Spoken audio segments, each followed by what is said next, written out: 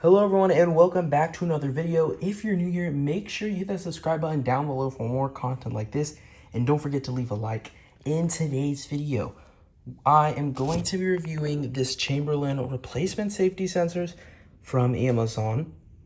I decided to change the garage door sensors on one of our garage doors that have been giving us trouble for years.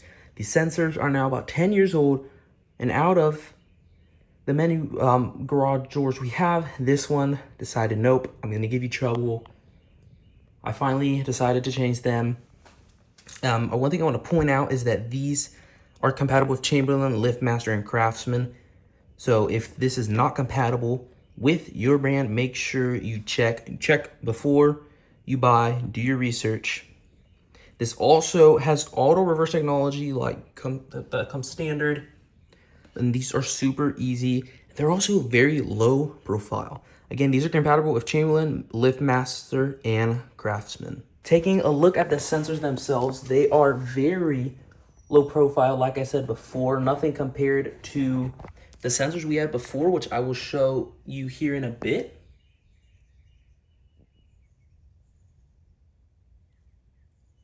For me, this took about 30 minutes just because I wanted to redo the wiring that they did here. I didn't like the way they originally did it, so I decided to change that.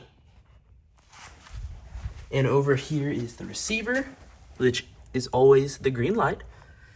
Again, super low profile. And I redid that as well to make it look better.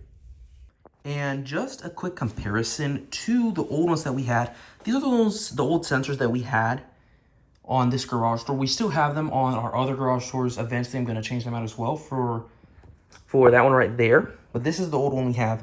Super bulky and really just outdated. These were due to be changed a while ago. I've just been putting it off. But anytime the garage door was open, this garage door was open, it would always trip. The sensors would trip. And obviously, it's going to go back and start blinking.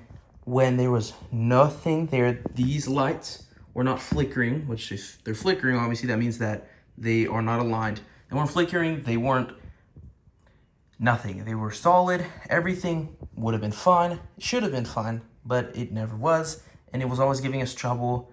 And on top of that, one of the sensors was knocked down because of some work that was being done in our backyard. And that probably also added to the sensors getting even worse. But as of right now, I've had no trouble at all. They work amazing, they work fine. And just to show you, that is one of our other garage doors right there. And this is the new one, so old and new. Installation wise, these took me about 30 minutes. For the average person that is just buying this off of Amazon or Chamberlain or another company, this is gonna take you, you have no experience, this is probably gonna take you around 20 minutes. I do always recommend and suggest that you watch videos, do your research. Don't go into this without knowing what you're doing or having an idea of what you're doing. Do your research. But again, this honestly is pretty easy to set up. As long as you have an idea what you're doing, this shouldn't take you 20 minutes. This should take you maybe 20 minutes, maybe 30, depending on how you want to go about things. For me, it took me around 30, again, because I wanted to change the wiring and make it look better from the way it was before. Another thing I also did that I recommend you do is I actually added with a expo marker, I just marked a little line right where the previous sensors were.